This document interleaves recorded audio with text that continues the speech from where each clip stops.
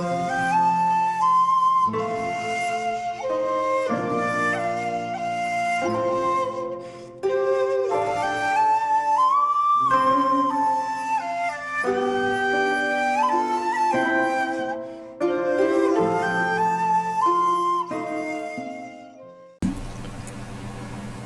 there, this is Solitary Ronan from Solitary Ronan Films, and welcome to another episode of Director's Collections. Sadly, this episode also doubles as an in memoriam video after the loss of David Lynch at the age of 78. A singular voice in cinema, arguably the greatest director of all time when it comes to sound design and use of music. He once said that he has a soundtrack for a film before he's written a word of a script. He was generally a filmmaker that you felt was guided by a muse. It wasn't an act. He wasn't really influenced by other films. He was more influenced by art and painting and dreams. Probably one of the most influential directors, even though nobody can do David Lynch like David Lynch. Certainly a certain TV show that I'll show off. You can argue whether it's the greatest TV show of all time, but you can't really argue it might be the most influential TV show of all time. But we'll get to that. Also, he's one of those directors, very much like Kubrick, who perhaps didn't actually make that many films, but certainly his TV work almost counts as about another 5 films. But again, even at his weakest, he still has more ideas than lots of filmmakers put together. And as his family said in their statement after his death, we should focus on the donut, not the hole. He often talked about scenes in his film. There would be an eye of a duck scene, and the eye of a duck can't really go anywhere on a duck except the place where it's at. If you put the eye on the wing or the foot, it just wouldn't be the same as where the eye actually goes in a duck. And his films are just full of eye of a duck scenes. So I'm just going to go through the editions of his films that I have. Won't talk too much about them because out of all the directors I have, I think most people have seen a large percentage of his films. We'll start with the film that I've seen the least, and that's Inland Empire. I'll probably pick up the remastered version, even though there might be issues with the remastered version. Obviously his choice of digital is fairly contentious. I think he just fell in love with the idea of you could shoot stuff, delete it, and just shoot stuff. You could shoot stuff endlessly. It is 3 hours long. It's funny, obviously Laura Dern, her relationship with Lynch, she almost shot a complete life of Laura Dern, from a young woman to an older woman. I definitely need to revisit Inland Empire. It's been a long time. Next, the 4K of June. Again, this film has its knockers, but despite Denis Villeneuve in his films looking perfect, and part 2 having Christopher Walken. David Lynch's flawed vision, well, the fact that it was supposed to be 2 films and ended up being 1, is still probably the best Dune. It's just the 4K. Obviously we never saw Jodorowsky's Dune, but despite the hundreds of millions of dollars, I think the David Lynch Dune is still the best, even if it is a minor David Lynch. And then the film that kind of gets forgotten about, Wild at Heart. Did this win at Cannes? I'm not quite sure, but it certainly caused walkouts and applause and boos at Cannes, which is always what you want. And this is a World Cinema Library release from Korea. And this is his most obvious Wizard of Oz inspired film. This is just a Blu-ray, and you get a nice little booklet in it as well. Willem Dafoe with a hilarious cameo, and of course now with what has passed in all the films that he's done, this is probably one of Nicolas Cage's subtlest performances. And for anybody who's keeping score, this is a multi-region edition. And then the film, when it came out, everybody went, oh, this isn't a David Lynch film. But it kind of is, because he was a extreme humanist. Yes, he made the abnormal seem normal and the normal seem abnormal, but by all accounts he is one of those filmmakers that nobody has a bad word to say about, and obviously in this day and age that's hard to do. It's a straight story. Richard Farnsworth should have got the Oscar. He later killed himself because he had cancer. Harry Dean Stanton's only in it for a short while, but he almost steals the film. Just absolutely beautiful. Another wonderful Angelo Badalamenti score. It is hard to believe that Angelo Badalamenti and David Lynch are gone. Just a simple story based on a true story of a man who travels from Iowa to Wisconsin to see his brother on a lawnmower. Again, I do generally like Mark Kermode, but he did say this was Forrest Gump on a lawnmower, which is deeply offensive, and Mark Kermode's whole career should be cancelled because he said that. This is just beautiful and a wonderful support by Sissy Spacek, and as I said, a tremendous score by Angelo Badalamenti, actually shot by Freddie Francis. Now obviously you can't talk about David Lynch without talking about Twin Peaks. This is the entire history of at least seasons 1 and 2. Practically, as I say, one of the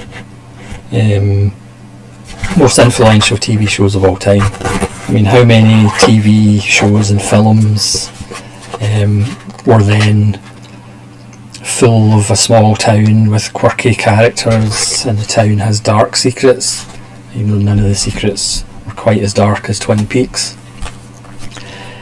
And then he came back and made The Return, which again is probably about 5 films worth in the 18 episodes. It, again, just one of the greatest works of the 21st century.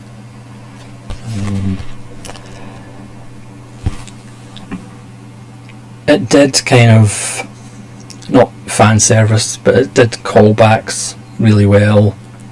Even though it's kind of sad when obviously you think of people aren't here anymore, especially the log lady. Did her last performance before she died in this. Obviously Jack Nance is away, Julie Cruz is away. It's the shit part of being old. All the people you grew up with slowly go to the White Lodge or the Black Lodge, depending on what their life's been like. Then another one you could argue is amongst the best of the 21st century, Mulholland Drive. Again, this is a content zone. I think this is a Korean import as well, just on Blu-ray. And again, some people get upset because these films don't have explanations for every single little detail, but as he said before, life doesn't give answers, so why should films, why should art? And then one that I didn't see for years, but then when I saw it you realise it's actually very good. It's The Elephant Man. I should really get this in 4K. I mean, all of Lynch films should really be in 4K. Yeah, just a beautiful film, and Anthony Hopkins isn't even that annoying in it. He's actually very good in it. And John Hurt, of course, I think he won an Oscar. Again, I'm not up on Oscars, but I've got a feeling John Hurt won an Oscar. Of course, Anne Bancroft and John Gielgud and Wendy Hiller as well. Again, shot by Freddie Francis. And then his hilarious debut, Eraserhead, with Jack Nance, again no longer with us.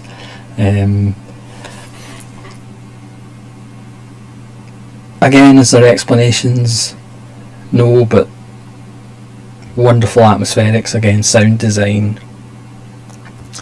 And again, maybe all the David Lynch and all of his collaborators that have passed are all behind the radiator now. Just a beautiful, odd little film. And then we have Mulholland Drive on Blu-ray from Criterion. Again, this edition has a new interview with Lynch, Naomi Watts, Justin Theroux, Laura Harring and Angelo Badalamenti, who gives a wonderful performance in this. Yeah, it's hard to believe this is almost 25 years old already.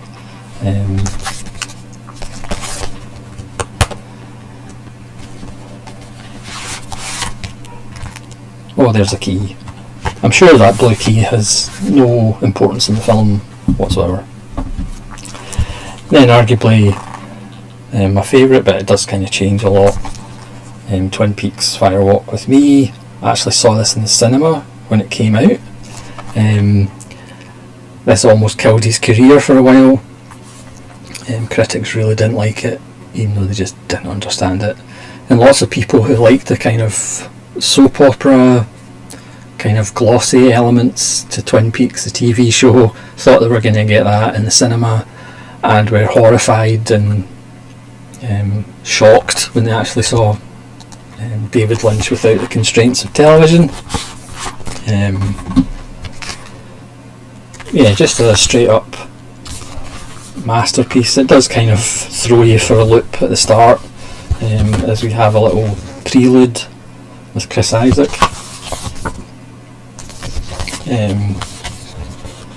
And there's possibly where David Lynch is now.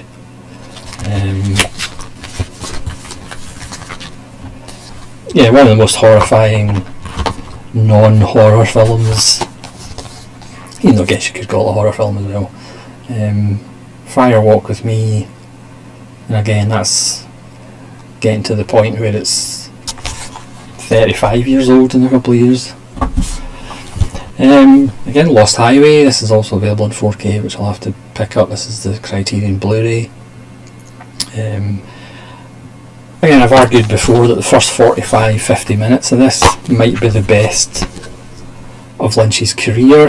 Again, sound design when Bill Pullman's walking around his house, and the fact that Lynch plays with the audience by opening up big chunks of frame, and of course by convention something comes out and of course nothing comes out, which just makes it even more atmospheric and creepy and unsettling. Bill Pullman's finest performance, Gary Busey's finest performance, and then we have Blue Velvet, his signature film, the one he did after the financial and box office disaster of June. He went back to roots, back to the David Lynch that we know and love, from 1986. So this is almost 40 years old, and this is the 4K and Blu-ray. Again, just perhaps has the greatest line of dialogue in cinema history. Yep, that's a human hero, right? And again, Kyle MacLachlan, who obviously was quite emotional when Lynch died, talked about how he, if it wasn't for Lynch, he might not have a career. Starting with June, and then of course Blue Velvet. And there is an argument that the same character of Jeffrey is actually Bill Pullman in Lost Highway. Again, that's just the Blu-ray edition. And then just for laughs, I've got another edition of Blue Velvet. Again, put Dennis Hopper back on the map after years of drug-addled obscurity. He famously phoned up Lynch and said, "I'm Frank Booth." Yeah, still disturbing after all these years, still transgressive after all these years, still upsetting for people after all these years, and indeed, I guess that tagline sums up David Lynch, his whole life and career. It's a strange world.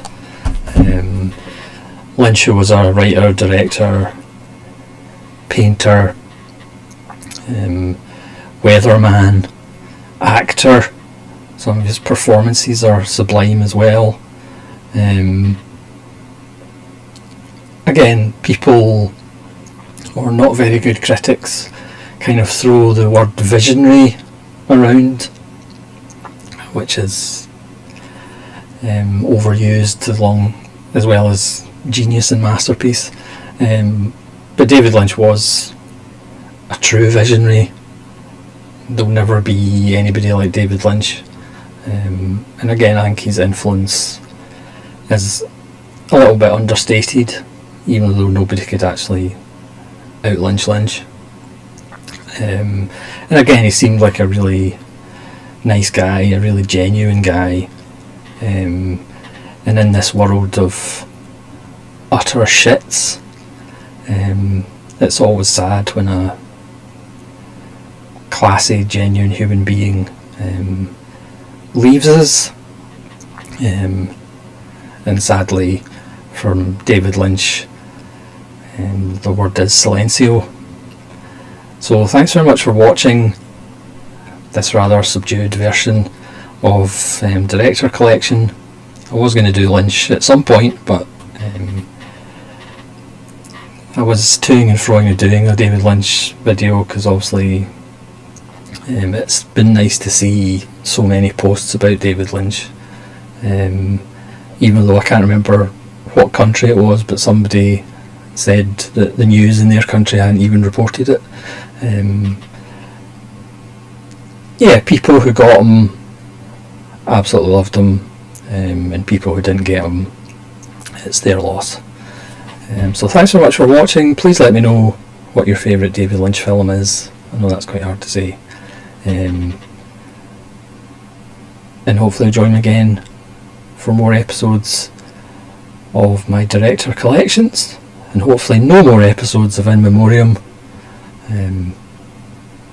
This is Saoirse Ronan from Saoirse Ronan Films saying farewell.